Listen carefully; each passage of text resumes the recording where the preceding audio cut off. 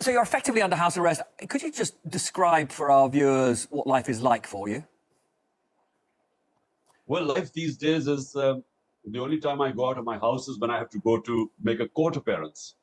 And I have had, in the last 19 days, 70 appearances in court. I mean, in different courts. So sometimes about 10 in a day. So basically, that's my life right now, because all my senior leadership, either is in jail or they're in hiding. And same with my workers. So I'm, in a sense, I'm out, God knows for how long. But right now, it is going from one pail to another. That's basically my life. And the forces allied against you, is it effectively the army? Well, we have an undeclared martial law right now in Pakistan.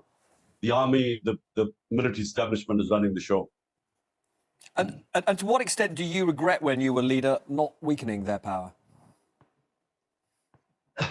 Look, the army has ruled Pakistan directly or indirectly for 75 years. So, for me to have come in and thinking that I can, get rid of the army from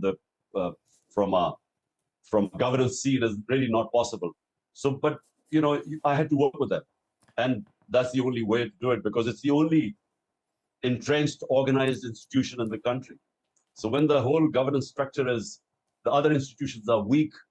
By the way, I succeeded for 3 years. I mean, I managed to work with the army and actually managed to get most of my economic agenda done. I mean, we did quite well considering the COVID-19 2 years. The whole world suffered from that, and we navigated through that. And then our economy was growing in the last 2 years of my government, the best in 17 years. So actually, I managed quite well at the time. I mean, I think the perception from their side, though, was that you were turning against them. I mean, do you regret that? Because they obviously, because I mean, they forced you out, and it does look from where we sit. Well, tell me, is there a way back for you? Well, firstly, look, the army means army chief. So every army chief comes in, he brings in his own policies, his own ideology, or what his own point of view. So army is not a democratic institution which has a policy made by consensus. So I worked quite well with the army chief, except at the end. And really, it wasn't me; it was the army chief who somehow decided that he needed to replace me with someone else. But the reason behind it wasn't me doing something wrong, was because he wanted an extension. Right. And he had already made a deal with the guy who's the current prime minister that he was going to give him an extension. So that really was the conspiracy why I was removed, not because of our performance. And it was the first government, removed, not because of corruption. So it was really because his personal interest to get an extension. I mean, normally in these sorts of circumstances, you'd expect Western leaders to be standing up and saying it's a travesty that, an elected politician has been effectively thrown in jail. I mean, my working assumption is the reason they're not doing that is because you did that deal with Putin shortly before the invasion of Ukraine. Do you regret getting close to Putin? Look, the trip to Russia was organized by our Foreign Office, and all the stakeholders were, the military wanted hardware from Russia. The country wanted cheap oil from Russia, because as the commodity super cycle following COVID-19, our people were going below the poverty line because of the inflation. So we wanted cheaper oil, and then we wanted to import 2 million tons of wheat. So the trip was organized months before. And so how was I supposed to know when I went to Russia, the next morning, Russia would invade Ukraine? It was bad timing, but I wasn't supposed to know that. But it wasn't, my policy, foreign policy, was straightforward.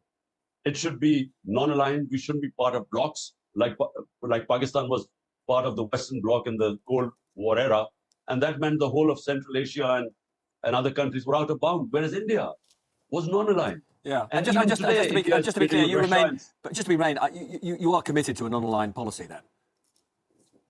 Yes, I mean, my point is, we participated in 2 conflicts. One was the Afghan Jihad, when we were part of the Western Bloc against the Soviet Union, and it was launched from Pakistan. It left us with severe consequences. Secondly, we participated in the war on terror 10 years later, and 80,000 Pakistanis died, plus $100 billion lost to the economy. So my point is that our top priority of our government should be the 100 million Pakistanis vulnerable just above or below the poverty line. And you can't care about your people if you become part of a conflict. So, that's what was my philosophy. And I get that. So, I mean, broadly, you're not surprised that the West isn't supporting you personally? I don't really need support from other countries. But all I expect from other countries, especially the Western countries, who talk about the Western values, about democracy, about rule of law, about against human rights violations, custodial torture, and so on. All I want is that they should be consistent about these things. They should not come out just because when they want to, beat up China on Hong Kong or Uyghurs or Russia. It should be consistent. Yeah. Now, Pakistan's democracy is being wound up. It's being dismantled. And it should not be about me. It should be the fact that a country of 250 million people, if the democracy is wound out, rule of law is gone, 10,000 of my people in jails facing custodial torture, all democratic institutions falling apart under this, basically a martial law, undeclared martial law. I think they should speak out against that, because it's not